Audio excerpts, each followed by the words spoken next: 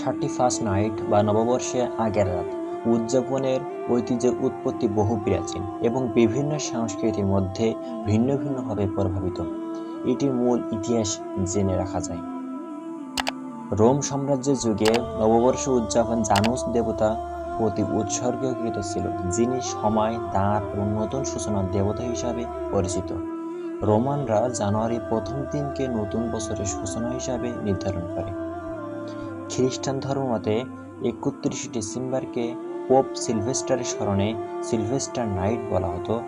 মধ্যযুগে এটি ধর্মীয় প্রার্থনা ও উৎসবের মাধ্যমে উদযাপিত হতো।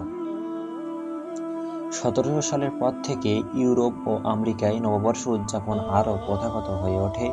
আধুনিক সময়ের আতশবাজি, সঙ্গীত, নাচ এবং পার্টি করার রীতিগুলো মূলত পশ্চিমা সংস্কৃতির প্রভাব।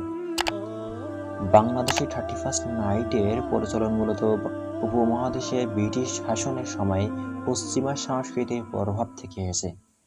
এটি এখন সাধারণত শহরের জীবন, বিশেষ করে তরুণ প্রজন্মের মধ্যে বিনোদন, সামাজিক ও জামায়াত হিসেবে পালিত হয়।